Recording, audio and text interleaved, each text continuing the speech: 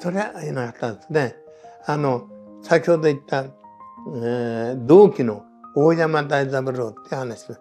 彼もまた鈴木の海を通りましてね、なぜそうなったのか、彼から詳しく聞く機会なかったんですけれども、そもそも配属になったのが、通信学校を卒業して、間もなく、南洋の基地なんですよ。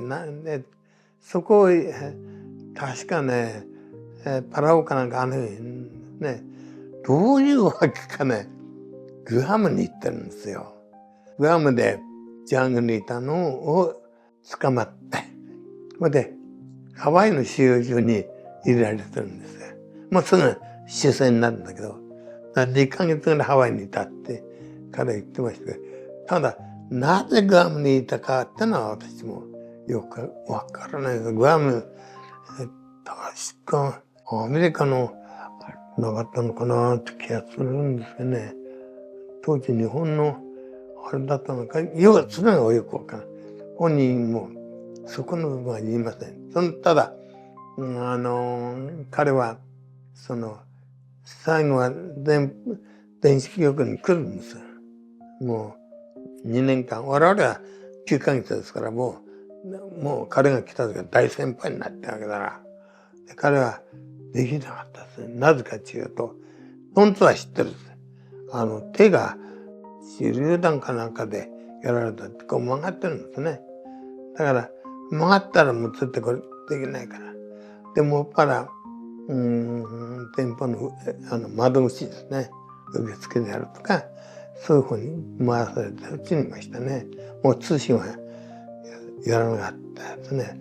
ですから、体に傷と持ってるっていうのは大山だけでしたね。あとはもう思想的にはともかくみんな元気だったですね。それとやっぱり多かったのは陸軍でして、海軍っての少なかったから話が合わないね、全然。特に何のなんだっていう話だもん。それはもう聞いてくれないですよ。イメージされないものはやっぱ話題にならない。ほとんど陸軍ですから、そうするとそこでの通信ってのは怪我しないで戦死しないで済んだってのはやっぱり通信の連中後方部隊ですよね。鉄砲持ってるわけじゃないから。だから比較的安心なところにいたんじゃないでしょうかね。それで帰ってきて、通信の方に復活したって。ところが陸軍というのはあんま話は面白くないですよ、本来。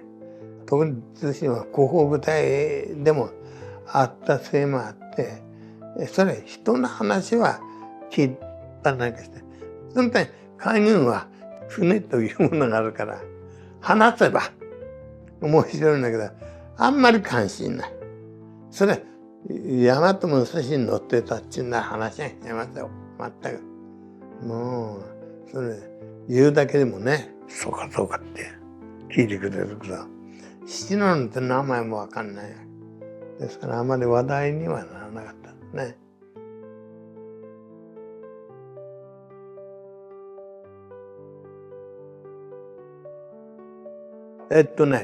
まだ先ほど言った低信寮はどういう生活をしていたかというと、とにかく一人一人が自分の食いぶちお米で提供することになってるんですよ。1ヶ月何合っていうのは。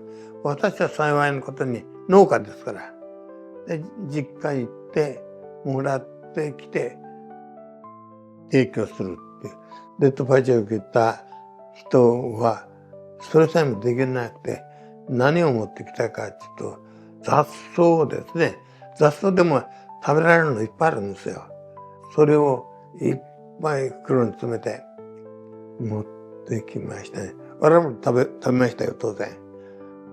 療養所はまた違うんですよ。療養所はですね、当時お米は別ルートから配給された別に。それは、領事ってのは大気安静栄養ですから。だからもう、食料は、とにかく、領事では不足しなかったですね。ただ寮では3年以上かかったんじゃないでしょうかね。そのうちに米の生産も軌道に乗るようになって、配給手帳があるんですが、それも必要なくなってきましたね。おっしゃるとり、卵が食べなかったですね。ただ、寮所にいた時だから、お見舞いに来る時は必ず卵を来たんですね。卵を来ましたね。で、私が手術した時は、田舎から2人の兄貴も手術の時は立ち会うっていうか、病室に来てましたので、そいつらが卵を持ってくれたんですね。卵をそのまま食べるの大変な。で、白身をみんな捨てて、黄身だけを食べましたね。で、白身は看護たちが持っていくんですよ。ちゃんとしたものを入れて。何かって彼女たちは頭をそれで洗っていたってことですね。美容にいいとかなんとかって、そういう話ある聞きましたけど。入院したのが27年ですね。で、28年の末に、29年の初めに手術してますので、退院したのは29年の末です。それで退院して、ちょうど3年間いましたね。ですから、29年あたりはもう食料事情もかなり豊かになってきてましたね。非常に幸いなことに私は、仙台に来て、学校に入りましたね、トンツーの。その時も、宿舎の確保できたし、それで卒業して、まっすぐに先ほど言った低診療という、その大所帯の寮に入ることできたんで、そして、食べ物は自分の実家からお米で持って提供するという。つまり、衣食住が私はね、大変だって思いないんですよ。それ田舎帰ったらもう食は米作ってるわけですよ。食はなんとかね。それから仙台に出てきた時もとにかく田舎に帰って米を持ってくるっていう。で当時4人で仲間4人である一間を借りてそして生活したんですよ。9ヶ月間。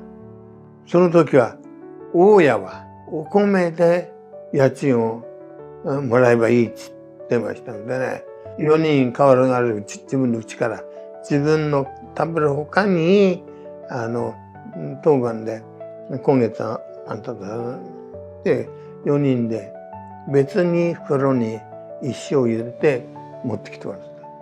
それで親は喜んだんですよ。親はねただで米をもらえるわけだから。もちろん当時は仙台市は頭が焼けちゃって焼け野原ですからね。ただこの端っこの方は焼けないんで済んだところなんです。そこのうちの一間借りて4人でその親にお米をねお米で、払ってくれないかって言われたのでそもそも入る時我々田舎育ちだと。だからこの部屋でね生活になって話をしたもんだからもうそれじゃあ家賃の代わりにね毎月一升ずつ提供してくれないかということで分かった。みんな4人とも農家だから自分のうちは。だから一生ぐらいねもちろん自分の食べるやつ持ってこないんですけどね農家にしてみれば高橋でってるんですよ。一生ぐらいはね。ですから部屋を出るまでそれは親に喜ばれたですね。追いつけ、そしてから追い越せ、そういう思いあったんじゃないでしょうかね。国を守ることに、専念していたということじゃないでしょうかね。